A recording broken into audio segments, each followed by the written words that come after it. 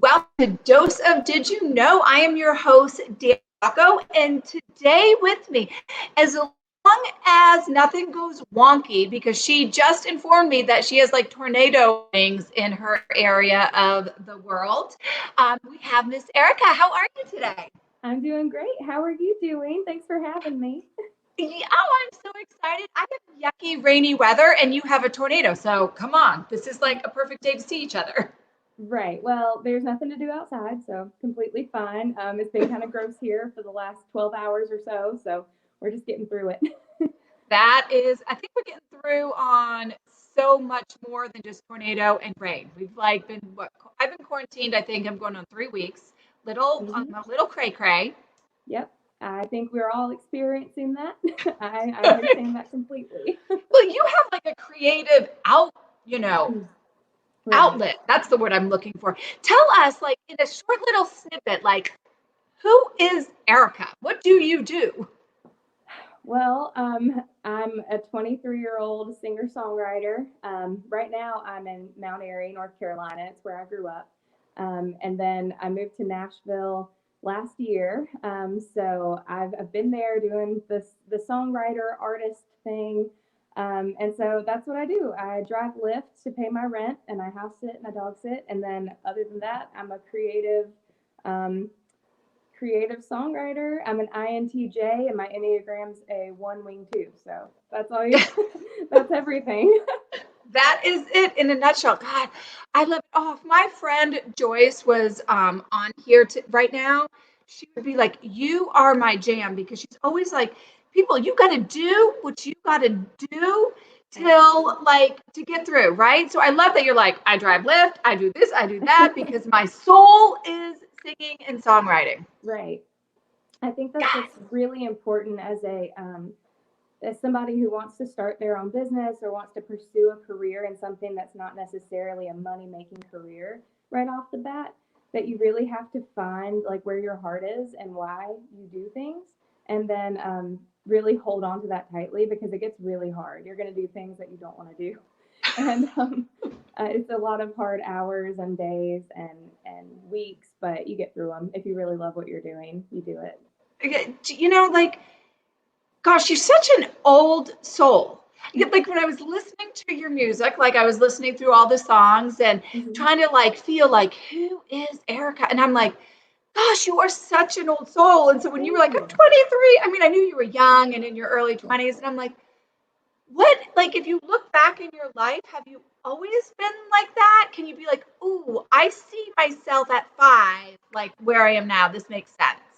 Well, it's kind of, yeah. So I grew up, I didn't grow up around other kids. I was in public school, but we lived on a farm, my family and I. And so I was kind of just isolated. A lot of my friends were homeschooled, and I didn't really get along well with other kids that I was around.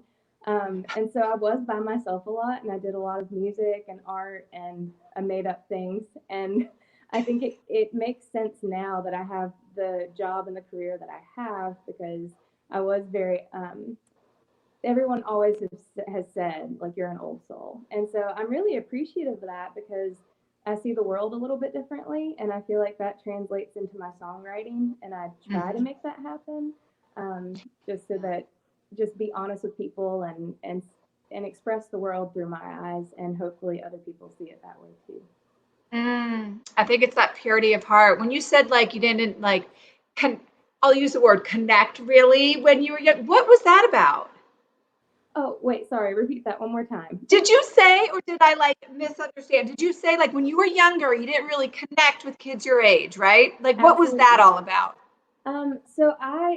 I think everybody, especially songwriters, they all like to have the story of like, oh, I was, or artists, like I was bullied, I didn't get along with other kids and all that stuff, and but I truly didn't. I had a couple of close friends, and they were friends that I made outside of school, and they were people that I met riding horses or doing martial arts. Like those were my lasting close friendships. But the cliques and the kids that were my age in high school, middle school, high school, and college, I just had no connection with. Like they cared about football and sports and boys, and then I just wanted to get out of school so I could go to a voice lesson or Mm. go see the horses or something like that. I totally get it. You were so passionate even back then, right? Yeah. So you connected with people that kind of shared those Oh yeah. like Yeah, passions, definitely. and you have to have, well, that makes perfect sense why you're like, I don't care what I have to do to get my you're not, you're very humble. You're not Thank trying to you. put on this farce, so that Thanks. makes perfect sense looking back at your Yeah. childhood, why you connected more with people that were doing your kind of jam instead of the Right. traditional of whatever traditional kind of is. I don't Yeah. know, And there's people whatever. that I went to high school with that I don't speak to hardly at all. And then I released a new song, and so there's like a flood of messages that I'm like, oh, I should probably respond to those, and I will. But the people that I've made like really important, long-lasting relationships with are the people who just I met outside of like friend groups and stuff like that in my Yeah. school system. Yeah. So So you have this new song, and I'm going to try to be super techie and share my screen so okay, we can play it. And if it doesn't work, fail on me, and we'll just put the link in the comments. I think that's how we're going to go. So here perfect. goes. Trying to share my screen. Okay. Screen share is easy. Share screen. We'll see. I don't know what you can see of what I'm doing, but I can't. um, you can't see. Can you see me? I just see you. I don't see what's going on the other screen. Oh, Okay, here we go. wait, I think Oh, it did it. oh, geez. Oh, can you see your song? I see my song. That's so Perfect. cool. Here we go. Can you hear it? Hmm. I don't hear it. You Let's don't see. hear it. Oh, goodness gravy. Hold on. Let me try it one more time. Okay. And if that doesn't work,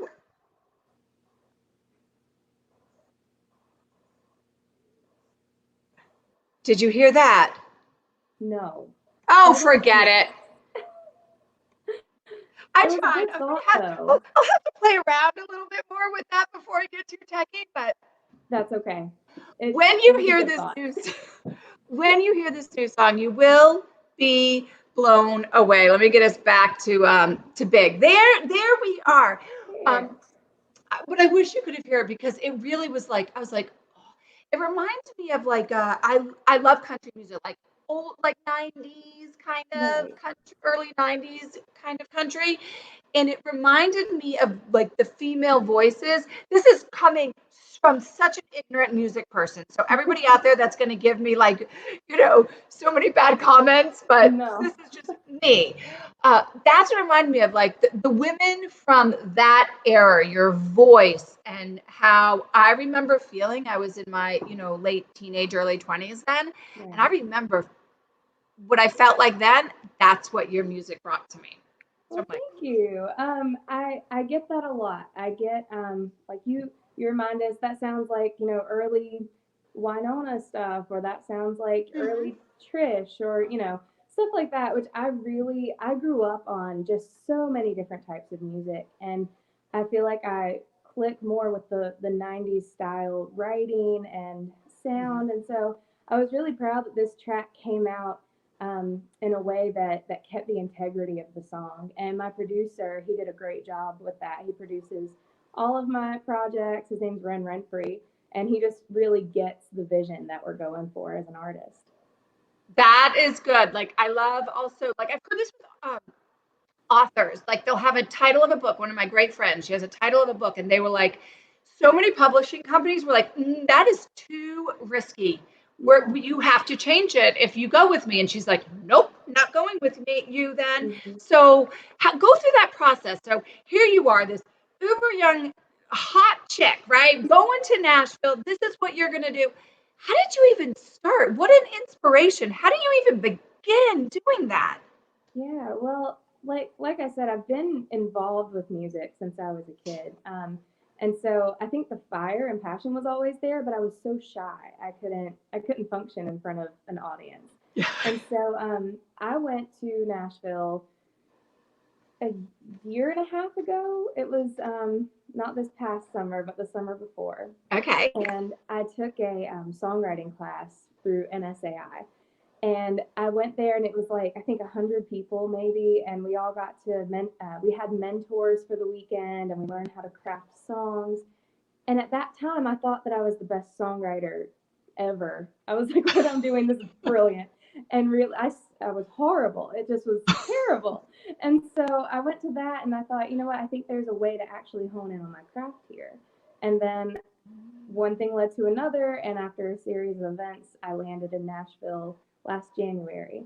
And then after that, it was just kind of like you wake up and you go to school every day. Like you book co-writes, you make friends, you write by yourself, you figure out what you want to say and what your style is, and then you just kind of grow that, which I'm still doing. So Well, I hope you could like your whole life should be a growing thing. So never just like stop because, exactly. um, but you said that like a series of events, and I always believe one action leads to another and one Mm-hmm. mindset leads to another. So I think that if you had gone to that class and still thought, dang, my stuff is awesome. Like not allowing yourself to be in Yeah. that place where, shoot, it's not that great. Uh-huh. Um, that probably led to all these great series of events. So, can you expand a little bit on that? Because it sounds so magical and magnificent, but Oh people don't gosh. understand they everybody can do this. It's here. So, what Exactly. did that series of events look like for you, if you remember?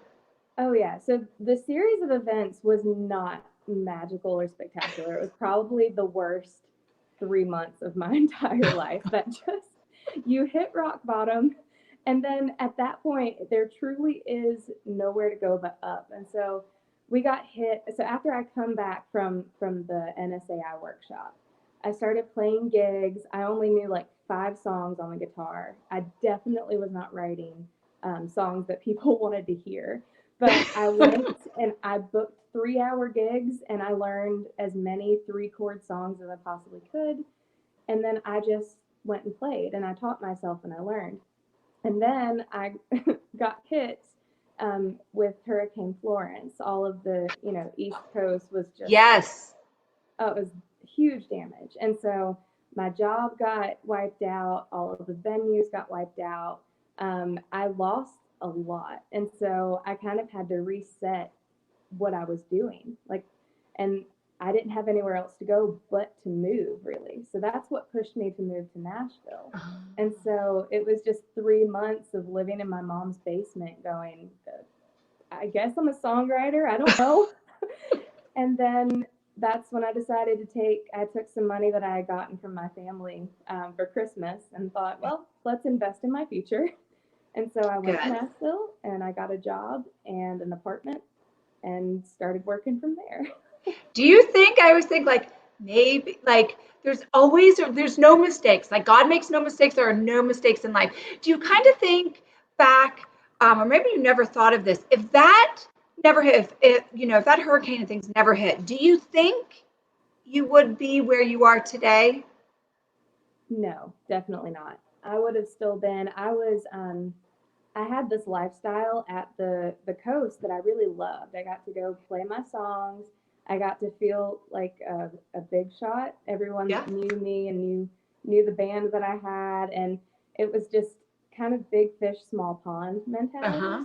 And I was really comfortable there. And I think that it's really important to take the uncomfortable situations, even if they are things like hurricanes or pandemics, and you Right. take them and you grow from them. And so that's exactly what I did. And if I wouldn't have been made uncomfortable, I probably wouldn't have made the the move to grow like I did. Right. Gosh, it must make each kind of next uncomfortable situation a little less easier. Like, okay, I've gone through this before. I'm going to get through this again. You might not like it, but you know you have to. Hmm. Exactly. I mean, this is an uncomfortable time for everybody that I'm friends with, like my co-writers and my friends who are artists. I mean, we had shows, I had tours wiped out through May. So and who knows if June will be back to normal. And so Right. we've gone to doing things, we've had to learn how to co-write online, which I had never done before. And so work is still continuing. You just have to figure out a way to do it with your situation. Ah, So You are really inspiring. I want to share that. That's why I would like when Michelle introduced me to you, I'm like, man, there's something about you. And now I'm so glad that I've had this opportunity. So I like to always end with this is that because I am at my core, what I do is a relationship expert, helping people like love themselves, love who they're with, especially during these times. Yeah. So, what does love mean to you in this moment? Because love is it's a growing and molding and moving Yeah. entity. So, Hmm. in this moment today, for Ericca, what does love, look, feel mean to you? I think that right now, love for me is my family. It's always my family. I am very close to them. We're not large. We're tight knit. There's only a few of us, but we live on this family farm together, and so it was really important for me to come home during the crisis. And so I kind of looked inward and stuck to my family for the last few weeks, and it's been a lot of showing of love and helping each other out and just being there for one another. And then lately, I've been looking around at my community and going, how can I help these people because they're not going through the same struggle that I'm going through. Some people are quarantined in their house and they don't know when their next paycheck will be, or Right.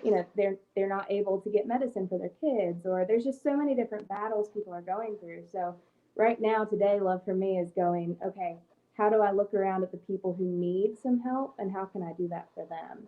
So that's where I'm at. Constant growing and moving and finding new ways to love. I love it. And we have to give a quick shout out to Michelle because she's out Yes. there and I just saw her pop up. Thank So, you. love, Michelle. Thank you. And Ericca, thank you so much for sharing your time and your passion with us. And I will stick the link to the song in this and learn how to do that for next time. That was But we cool get though. an A for effort, right? Exactly. Thank you so much for having me. I really appreciate it. You are so welcome. And keep, as always, everybody out there, love hard and love pure. And we will see you next time.